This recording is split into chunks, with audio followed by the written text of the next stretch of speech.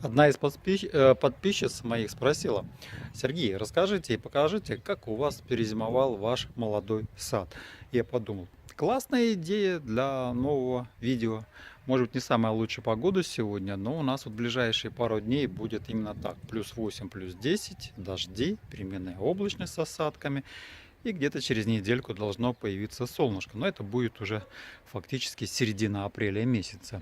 Ну давайте быстренько вместе с вами пройдем, и я вам покажу, как у меня сад проснулся, перезимовал эту зиму. Мы с вами находимся на восточной части участка, возле забора. Это самое крайнее, самое последнее дерево.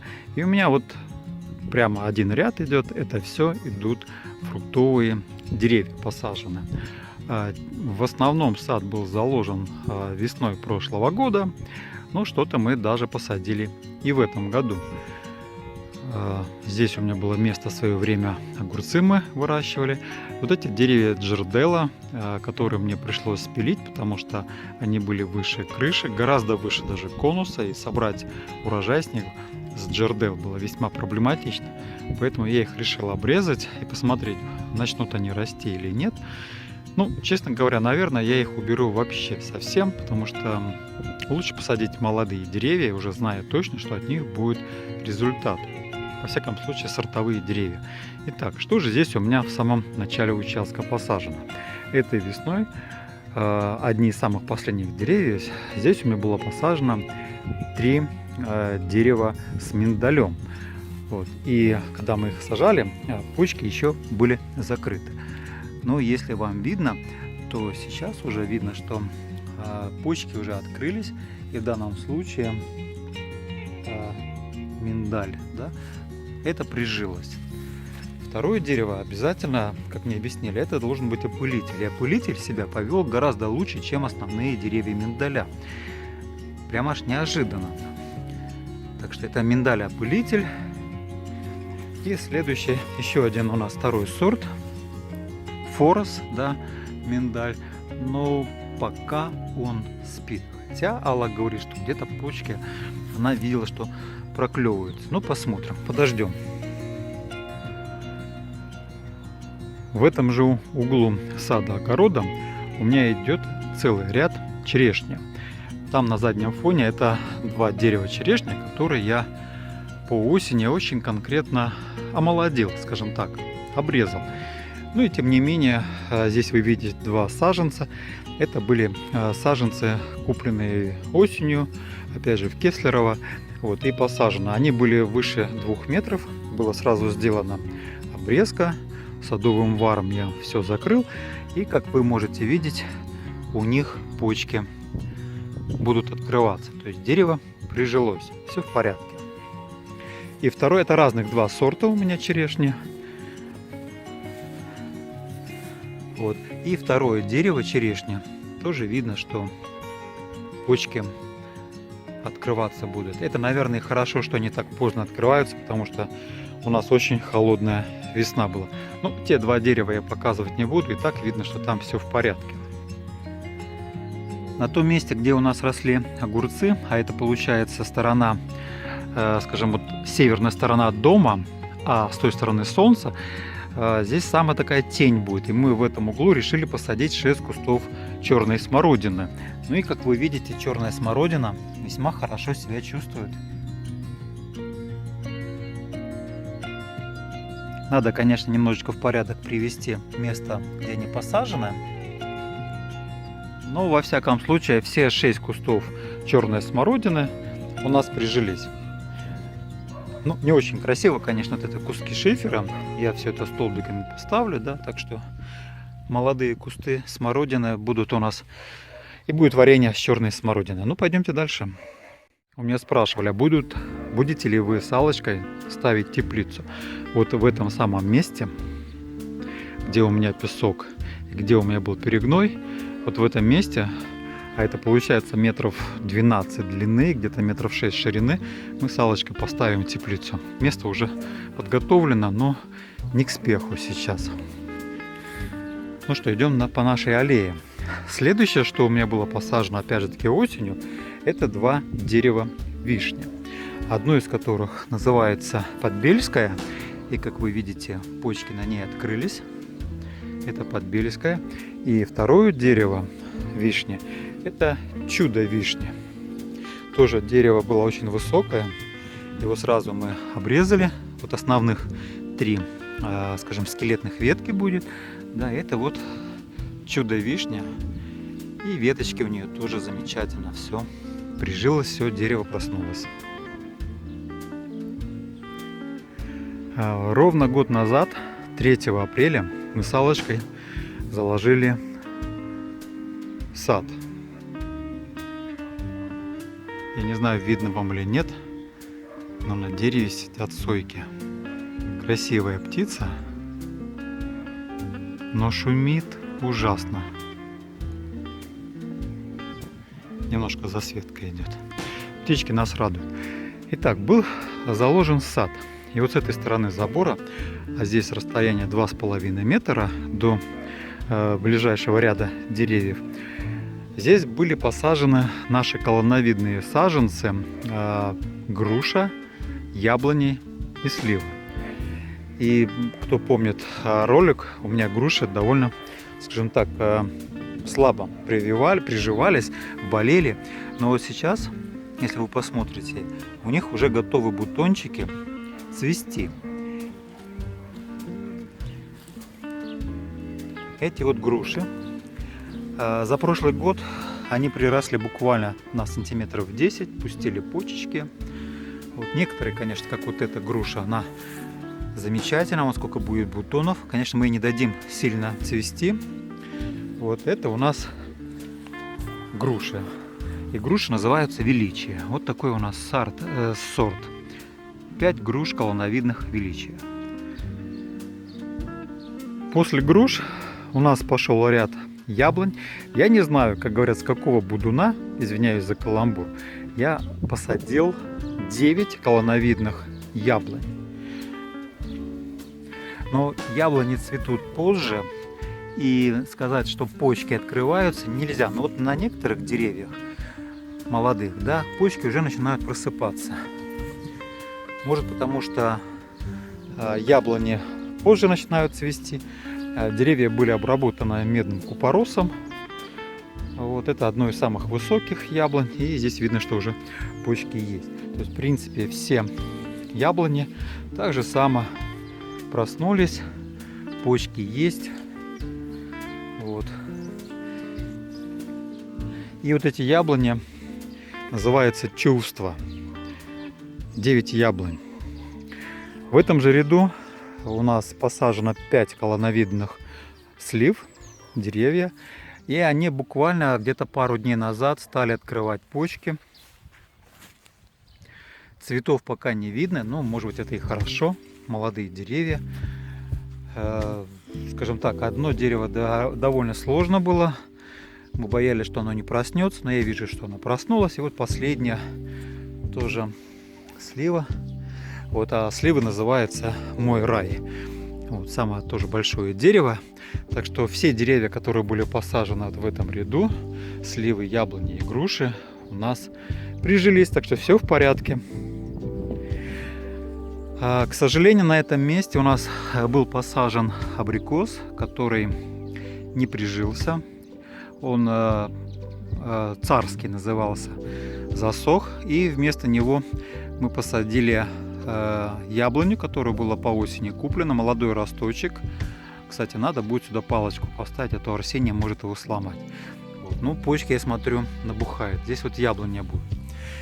Еще несколько деревьев, которые были посажены также прошлой осенью. Это абрикос мариупольский. Я ему сделал, скажем, обрезку по осени. Весной еще раз посмотрел. И вижу, что даже уже один цветочек собирается цвести. Ну, один мы оставим. Хотя, вот это, по-моему, тоже будут почки. И хотят бросить цветочек. Это вот один у нас абрикос. Здесь у нас еще один абрикос. И дерево очень активно росло. Скажем так, я ему не дал разрастаться. Пытался сразу сформировать основные скелетные ветки. Может быть, тут это лишнее будет, вертикальное. Но пока я трогать не буду. Цветочек уже есть один, второй. Дерево тоже красиво, хорошо перезимовало. Так что у нас здесь несколько абрикосов. И последнее. У нас здесь черешня, по-моему, бычье сердце называется. Тоже слабенький был такой череночек. Ну вот все, видите, все в порядке, проснулось. И самое последнее дерево, которое тут у нас возле компостной, это венгерка слива. Тоже проснулась, просыпается, но еще не активно так, но почки будут открываться. Может быть и хорошо, что, еще раз повторюсь, прохладненько, да, и они только-только начинают открываться. Так что вот это у нас аллея, так называемый ряд с деревьями, все деревья проснулись. Ну что, идем дальше, посмотрим мой сад.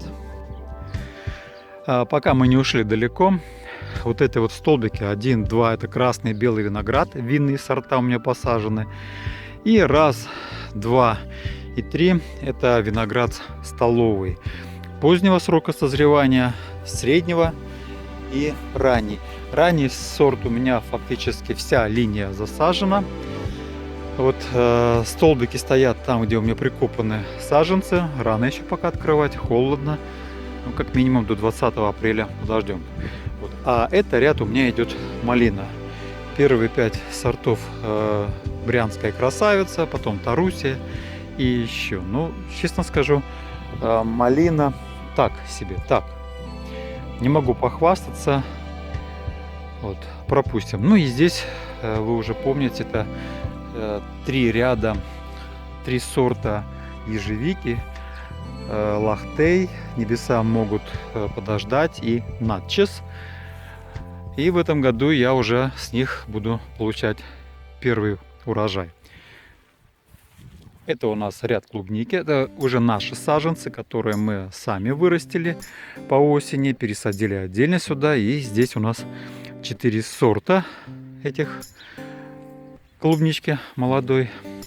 А здесь, конечно, кошмар. Здесь землю я просыпал рисовой шелухой, и это все зелень, это рисовая шелуха. И вот здесь вот где-то у меня тоже молодые саженцы. Аллочка там уже в конце порядок наводила, прополола клубнику.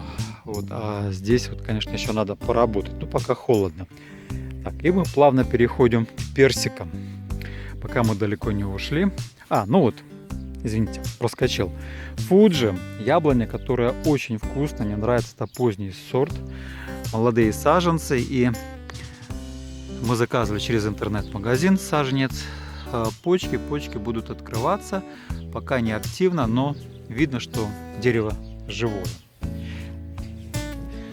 Один из сорт яблок, который меня просто поразил. Вот такой молодой саженец. Мы его тоже брали в Кеслерово. Это яблоня сорта памяти Исаула. Я надеюсь, что это будет самое-самое вкусное, самое большое дерево у меня. Очень вкусное. Во всяком случае, кто хочет посадить, я бы рекомендовал памяти Исаула иметь такой сорт яблони у себя. Это поздний сорт созревания. У меня на участке было 2 старых дерева яблони сорта Семеренко. Я их тоже конкретно омолодил в этот раз. Не скромничал уже. Деревья мы обработали. Я очень надеюсь, что будет толк от этих старых деревьев. Где-то, вот видите, там почки что-то просыпаются тоже.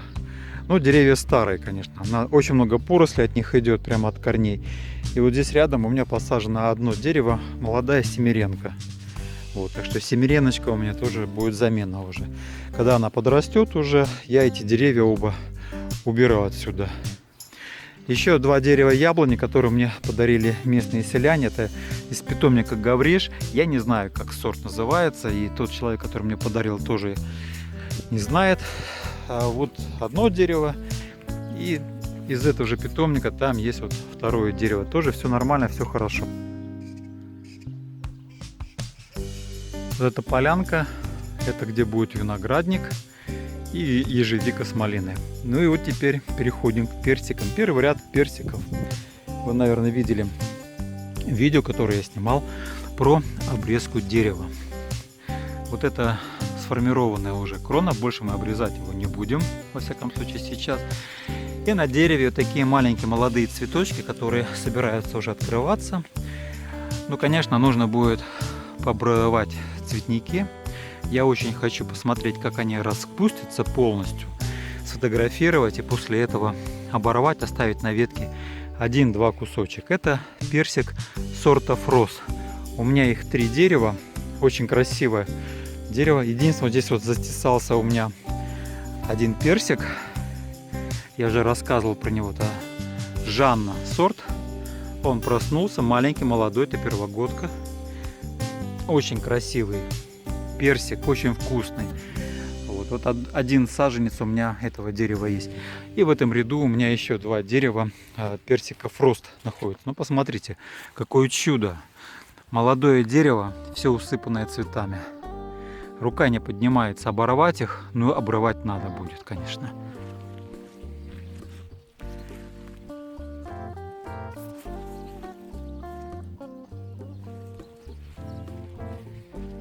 Еще один Фрост, этот побольше, покрупнее саженец.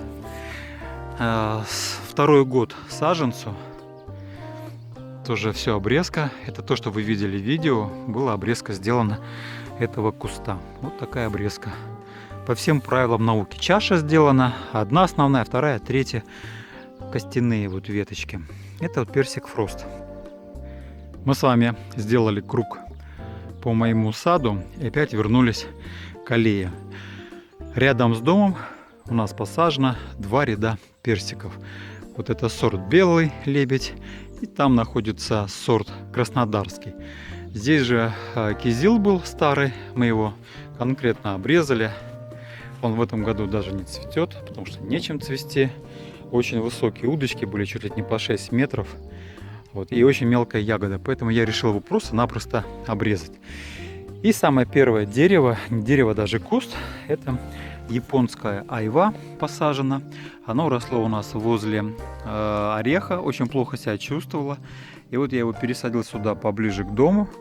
Очень яркими оранжевыми, такими ярко-красными цветочками. Кстати, будут цветочки, вот собираются цвести. В Латвии это дерево называют цидония или северный лимон. Ну и вот смотрите, это дерево белый лебедь. Почки, ну цветочки только-только открываются. Тоже нужно пообрывать их будет. Ствол очень приличный, где-то сантиметра 2,5 в основании. Обрезка уже сделана. И вот цветочки тоже надо будет пообрывать. Оставим по не больше 2 цветочков на одной веточке. Это еще одно дерево у меня белого лебедя. И я вот тут уже не стал церемониться, я пообрывал все. И как вы видите, там буквально 1-2 цветочек осталось. Я оставил самые поздние, потому что в надежде, что если вдруг возвратные холода будут, чтобы цветы не погибли. В надежде, может быть, еще персик соберу с него. И здесь перпендикулярно колонновидным деревьям у нас тут дорожка такая планируется. Еще 4 дерева с персиком. Это краснодарский. Тоже обрезка сделана. Цветочки я здесь уже оборвал уже. Здесь не буквально вот один цветочек, там еще один цветочек оставил, чтобы дерево силу набирало. Через год, через 2 будет уже урожай нормальный. Вот очень хорошее дерево. Смотрите, какая чаша получилась уже. Тоже все обрезку сделали, оставили. Буквально, вот видите, 2 цветочка, один по одному цветочку. А вот это сорт краснодарский, очень красный такой сорт. Ну и там еще 2 дерева. Все деревья, все персики эту зиму перезимовали, все замечательно. К сожалению, сейчас очень мокрая земля, вода поднялась. У нас лежит картошка не посажена. Тут много было, конечно, комментариев: вы неправильно сажаете картошку. Ну, извините, мы городские, мы такие, мы по-другому сажаем. Вот, в этом месте я планирую сделать птичник. Вот, и, конечно, вот тот орех очень плохой, его нужно будет подрезать. Это уже соседский орех идет. И вот это у меня чудесная полянка, называемая экзотика. Деревья, которые тоже были посажены осенью. Вот, и чудеса начинаются у нас вот с мушмылы. Это мушмыла, которую я пересадил по весне. Она росла рядом с семеренкой. Еще одна мушмыла. Ну, про мушмулу я вам ничего не могу сказать. Первый раз такое дерево у меня. Вроде есть зеленые листочки, вроде не почернели. Вот, кстати, самое высокое место здесь, там у меня колодец, и воды очень много, что даже, видите, вот блески, это вода. Воды очень много. Это шифердия. Про шифердию ничего не могу сказать, пока не видно. Мы ее посадили по осени. Вроде, хотя нет, вот внизу зеленая почечка есть одна. Значит, корень живой. Значит, она просто поздно просыпается. Это вот, видите, вода стоит. Кстати, насчет малины. Это малина, которую мне подарили селяне наши, Надежда и Василий. Это таганка. Замечательно вся принялась. Орсы, конечно, любят здесь бегать. И вот это вмятины, это его следы. Он вдоль забора здесь ходит. Это вот таганка. Очень вкусная, не крупная, но очень вкусная, очень товарная малинка. И здесь пошли еще зизифусы, айва, хурма. И это старое дерево, я уже рассказывал о том, что боялись, мы его перенесли вот с того угла огорода сюда. Ну, смотрите, почки есть, листики есть. Так что дерево, пересадку нормально перенесла. И вот молодые веточки тоже, на них есть почки. Все в порядке. Значит, здесь у нас два дерева хурмы. Хурма украинская. Ничего не могу сказать про хурму. В прошлом году она была, все нормально, осенью посадили. Пока я почек не вижу. И второе, это тоже хурма, нам привезли наши знакомые. Это никитская бордо. Может быть, она позже просыпается, хурма. Но, во всяком случае, оно не выглядит так, как будто бы обмерзло. Это дерево. Это молодая айва солнечная. И вот айва солнечная, я точно вижу, что все в порядке у нее. Вот уже листики пошли. Так что у нас одна айва и вторая айва. Здесь две сливы, Стэнли и кабардинка. Вот, но пока, видите, вот только-только начинают почки просыпаться. Опять же таки, может быть, это и хорошо, что они не спешат. Мы подошли уже к самой юго-западной части участка. И видите, воды. На самом верхнем месте очень много воды. Просто нереально много воды. А там змея спрятана.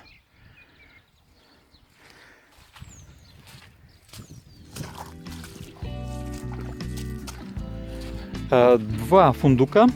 Эти фундуки я садил весной. Ну и как можно наблюдать, у них почки есть, все будут расти. И здесь вот второй тоже фундук с почечками. Все хорошо. Кстати, хотите знать, сколько сейчас воды у меня? Как вы думаете, сколько в колодце воды? Ну, какие варианты? Здесь только один вариант. Вода прямо на уровне кольца. Вам, наверное, плохо видно. На уровне земли. Вот как кольцо заканчивается, там и вода. Так что с водой не должно быть проблем. Самое высокое место, а колодец полный. Поэтому и воды здесь, видите, сколько много. Наверное, из колодца вытекает. И здесь мы посадили два дерева с кизилом, молодые. Пока вот видно, что почечки начинают открываться. Сажали мы без почек, ну, в смысле с почками, но они закрытыми. Это дерево открывается. Ну, вот так вот, ребята, такой вот обзорчик вам о моем саде-огороде. Я очень надеюсь на то, что в этом году у меня уже будет свой урожай ягод, какие-то фрукты будут. А уж на будущий год, как говорится, ням-ням-ням, и варенье, и виноград будет. Это, кстати, детский садик. Тут у нас гранатики. Тут у нас были, ну, не пойду туда, там все очень грязно, там барбариска, инжир. Вот, так что очень мокро, очень мокро. Вот ходишь по огороду и потом вот. Все, ребята, обзор заканчивается. Ну, как вы видите, все в порядке, все перезимовало. Теперь с этим хозяйством нужно справиться. Работы, конечно, меньше. Я хочу сказать, что правильно мы с Аллочкой поступили, что именно в прошлом году, когда мы только приехали сюда, мы занялись первым делом садом. Потому что этой весной было бы очень тяжело заниматься, сажать или садить. Как-то так. Вот, все, на этом мы с вами прощаемся. И в конце, как я всегда говорю, ребята, стучите в бубен, подписывайтесь, дергайте за колокольчик, чтобы всегда быть в курсе последних новостей, последних роликов. Желаю вам удачи, ну и большой вам привет из Молдаванки. Пока!